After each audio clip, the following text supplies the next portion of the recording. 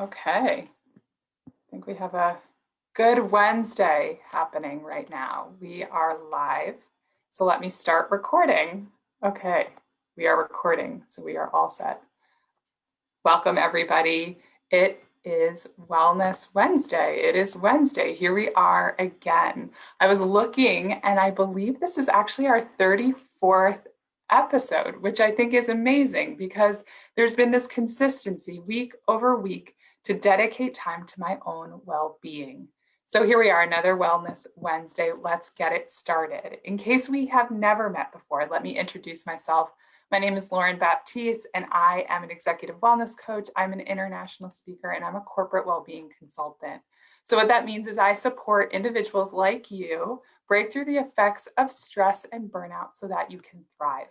So I do this by working with individuals one-on-one in private coaching. I do it in groups, and I also do it within organizations. I help companies break through the effects of stress in their employees. So right now we're feeling it. We're all feeling it. Work is busy. Expectations are equally as high as they always are.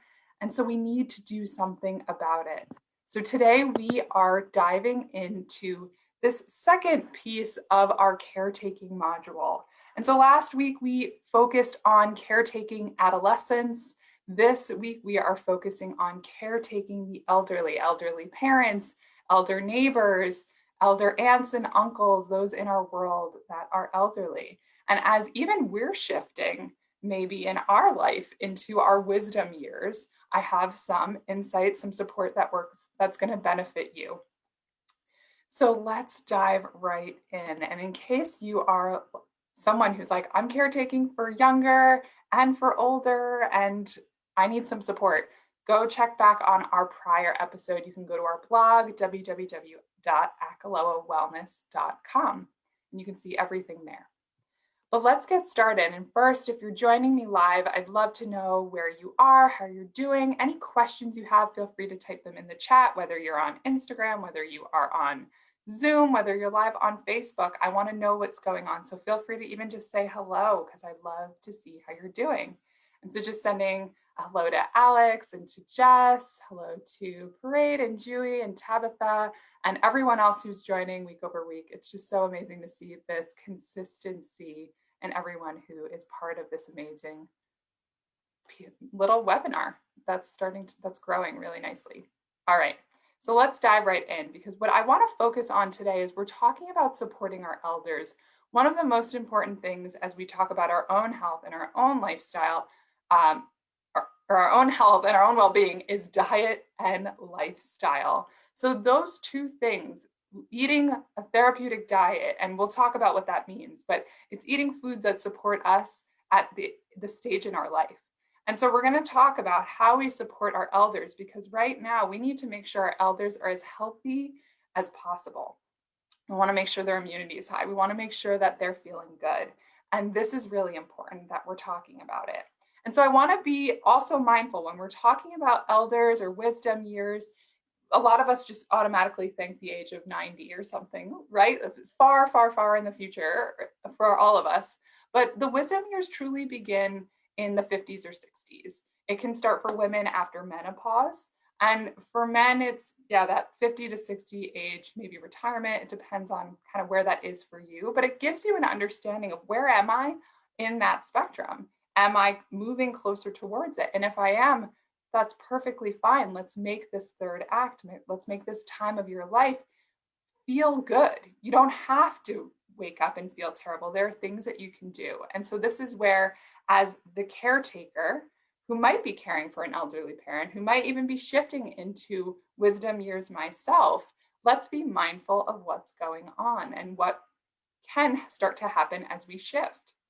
So first and foremost, some of the signs and symptoms that we can experience as we shift into our wisdom years: dryness. We know this by wrinkly skin, dull skin, aging spots. We can see this from the elasticity starting to not be as elastic. We can see this in bone loss, right? That dryness of brittle bones, stiff, anything that's related to that dry element. We see that a lot. So we're going to talk about ways to combat that. And what's also beautiful, and let me just take a little side side caveat is that if you're dealing with excessive stress, anxiety, overwhelm, you will benefit from some of the things we're going to talk about today. So don't think that this is only beneficial for those who are in their elderly stage. If you're experiencing serious stress, this can benefit you too. All right, let's get back on track. Okay, so signs and symptoms, dryness. We talk about mobility. So in like IBS, the inability to control your bowels, things like that. Anything that's related to constipation, right? And that's part of that dryness element also coming back in. Difficulty sleeping, dryness can play into that, but that just as you age, difficult sleeping, your appetite starts to decrease. You'll start to notice maybe muscle or joint pain if you haven't experienced that at this point already. Memory loss, depletion of just your physical structure, and then just some degenerative diseases that happen because we've been living for so long, and if we haven't been completely mindful of our health at a certain point, we can notice that some of these other things start to play in. You can see some types of depression, some anxiety, other vata related disorders. So we can talk about that. You can check out the blog for more of those types of disorders. But just so you know, you start to get a feel of what you can expect. And if you're getting excited, I know this can be like, oh my gosh, it can feel overwhelming. But what I want to do is start to kind of walk you to the path of feeling better. And so let's talk about our diet, because the diet is everything. How we live in our day-to-day is everything, right? Hippocrates said, we are what we eat. And that is so true, because if we eat things that support our health and well-being, we feel great. And if we eat things that go against it, we don't feel great. And so here's the thing, in the Western society, we think that in order to be healthy, I have to eat a raw salad every single day. And the truth is that actually might not benefit you at your stage of life. It might not benefit you based on your background. Think about how we don't really crave a raw salad in the winter. It's because it doesn't truly serve us. But because we're conditioned to think, I have to eat that salad, all of a sudden then it starts to actually have an impact on your health. And so we'll talk about pathogenesis and disease some other day, but today we're going to just focus on our elderly because they need support right now and they need love. So let's talk about it. We have 4 points that we're going to talk about. So let's start. The first one is to support their digestion. So if we're talking about our elderly parents, why does this matter? Why do we care? Well, if we encourage healthy digestion and make sure that we're focusing on good digestion, then they'll feel better.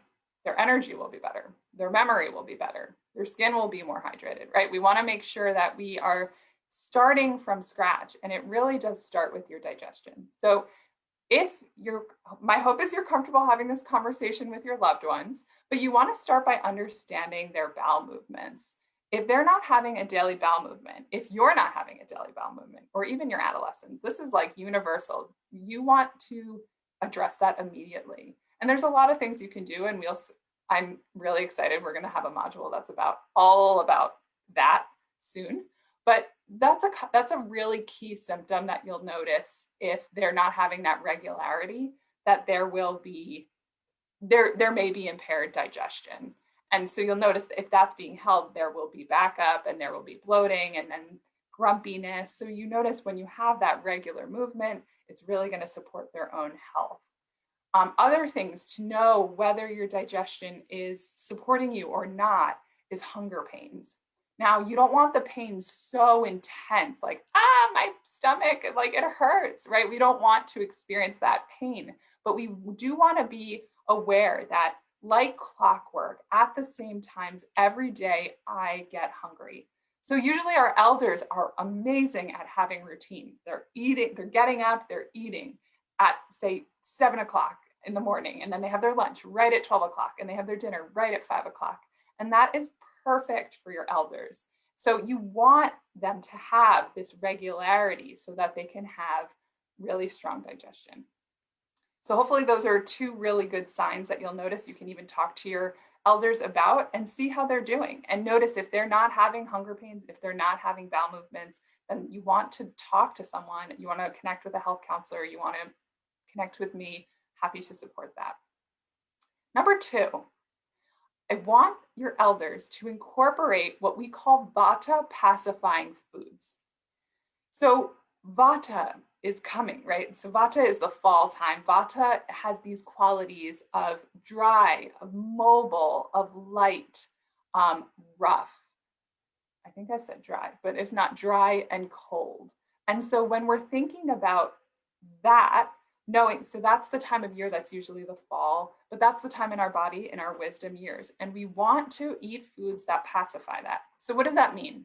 That means our elders should be eating foods that are cooked, that have spices, that help with digestion, that are warm, right? Warm food to combat that coldness that's coming into their bodies. That's why elders are usually cold and they want to wear a sweater. So we want to help them by giving them food that's warm to bring them back to balance. And then the last thing that we want to do is we want to incorporate foods that have oil, healthy oil. So we focus on ghee, which is clarified butter. We focus on really good quality olive oil, almond oil, safflower oil. But I would say even just if you have olive oil, a lot of us that I know, or even the elderly generation is like, I'm not thinking about avocado oil. Just get a good quality olive oil and that's great. And that will really benefit them. And so you want to make sure that you're incorporating that type of quality into the foods that you're giving and providing to your elders. The third stage, or the third step, is really focusing hypervigilantly on foods that support those in their wisdom years. So what we want to do is give foods that not just support the superficial level, but have the power to get to all of the layers of our tissues. And so in Ayurveda, we talk about 7 tissues. We're not going to go into that today, but the idea is there's a couple of ways that nutrients can come, and it can have a waterfall effect through the 7 tissues, or we want to give foods that just kind of power through all 7 without having to go through the first to get there. There's a lot of reasons why that benefits from a pathogenesis perspective. There's a lot of reasons why we want to focus on that. But instead of having to talk about the why, let's talk about the what. What kind of foods get you there, get your elders there? So let's go right into it. The first thing I want to suggest is moringa. So if your elders are okay with inviting something a little bit different, maybe that they haven't had before, this is a great food for the elderly stage of life. Moringa is rich in protein, it's rich in iron. It really can be beneficial, and it can be taken before a meal or after meals if you're experiencing those vata type of symptoms that we talked about earlier. So moringa is a great thing. You can have it in a tea. You can mix it just in room temperature water and drink it down. You can maybe even incorporate it into a soup or a stew. There's a ton of ways to incorporate it, but it is incredible for those in their wisdom years. All right, other really beneficial vegetables. So we want to talk and focus on giving our elders vegetables that have a sweet taste. And so when we think of sweet, we automatically go to like cake and ice cream. But if we're talking about food with sweet taste from the Ayurvedic perspective and from a healthy perspective, think about the vegetables that are sweet. Carrots and beets, fruits like apples, and these like more, higher sugar vegetables, right? But they have this beneficial taste, beneficial effect on the body. They help you build nourishment and they help you build muscle. And so when we're in that elderly stage of our life and we're feeling that deterioration, it's really important that we are getting better and we're building. And that is one way to do that. Other great vegetables that are also beneficial in our elderly years: asparagus, okra, broccoli. So if any of those are something that you like or that you want to share with your family, that's definitely something you can incorporate and give to them. Now we talked about oil, so I want to go into the next kind of piece of food that's beneficial. And so this would be ghee. So we just mentioned it briefly. Ghee is clarified butter. So for those of you who've never heard of ghee before, and I get this a lot of like, what are you talking about? Technically, right, when you have lobster, that butter is clarified, should be ghee, clarified butter. And so in case you've never had that lobster and you still are not sure, ghee is the product of separated milk fat from butter. So you take milk and then you turn milk into butter, and then you cook butter, and then you'll see that the milk fat will actually sink and the butter will rise. And that golden butter, that nutrient rich, nutrient dense, like incredible nectar, that is your ghee. So you can siphon that off, put it in a jar, and you are good. And so what we want to do, and why the ghee is so great, is because it's giving you the oil and the nutrients and the benefits without the milk fat, which can be clogging to gentle and delicate veins. So you just want to give that nutrient rich extract. So I hope that makes sense, and happy to take any questions if that comes. And we can always talk about ghee anytime. All right, a couple more foods that are going to be really supportive. Yogurt. It has qualities because it has that little bit of fermentation that brings some heat. It's really great to stimulate good digestion. It even helps with constipation, which elders experience very often. So that is just a power food that you want to incorporate. And what I will always say is the more whole, the more real, the less tainted with dairy products, the better. So just focus on that and you'll be good. Fruits that are really supportive: avocados, bananas, dates, really incredible. Notice they have that sweet quality, that fatty quality in the avocado. And even the banana can sometimes help. If you notice banana creates more clogging, then you can remove that from this therapeutic diet. But again, we're talking about things that apply to most, but notice that maybe all might not apply to you or your elderly loved one. Some things that I want you to stay away from. We talked about this dry element, and I want you to really think about that as you're making food for your elders. If you're giving dry cereal, rice cakes, pasta every night, all of these things can take away moisture. And actually, right, even think about beans, they absorb. If you know of uncooked beans, if you start with the dry bean, you have to soak it so that it actually plumps up. So if the beans are dry in your system, they're going to soak up that excess moisture. And that's the opposite of what we want to do. So it's not saying don't give your family beans, but it's saying make sure they're very hydrated. Make sure it's in a soup, in a broth where there's already a lot of liquid, so that it's not having that counter effect of taking the moisture from your loved one. All right, and we are coming towards the end of time. It goes so fast. So let's just go to our fourth and final piece. And this is one thing that I think will be really beneficial for your elderly, because stagnation is real. And so what I want to focus on is creating gentle movement. So having your loved one move for at least 15 minutes a day, getting for a walk outside, restorative yoga. Even there's a benefit, I've heard, there's floor yoga. So they could literally be laying on their back and then just listening on YouTube. I'm sure you can find a ton of videos that support this, but they're just moving their body. They can be moving their arms and their legs and maybe creating a little bit of core strength. But it is imperative that there is movement in this loved one's life. If they sit still, what happens is that deterioration will happen once movement begins again. So what we're doing is creating this synovial fluid in the joints. We're keeping things lubricated. We're keeping things moving. We're keeping things healthy. We don't want anything to stay just stuck, because that's when the pain begins to arise. Whew. All right, we did it. In 20 minutes, we went through 4 major ways we can support our elders, and we got really detailed and really specific on the ways that we can create food and support through diet, and one thing at least we can support through lifestyle. I would love to know how this resonates, how this sits with you, how this sits with your elder. Try it. Try 1 or 2 things. Maybe it's just incorporating more warm food. Maybe it's getting rid of the rice cakes. Maybe it's morning yoga. But I want you to encourage your loved one to do these things for themselves, to invite these foods into their life so that they can have the best, an extended wisdom year, the best 3rd act yet. My name is Lauren Baptiste. This is Wellness Wednesday. We do this every single week at 1 p.m. Eastern Standard. I would love to connect with you. I'd love to hear what's going on. I want to support you in your journey. Feel free to reach out to me.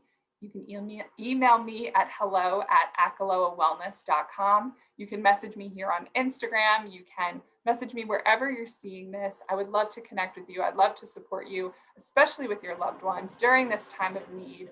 And also in the reference on our website, you'll see a link to a really supportive way that we can give extra attention to our elders, especially in this work from home, live at home, quarantine environment. It's an honor and pleasure to be with you each week. I will see you next week. In the meantime, take care.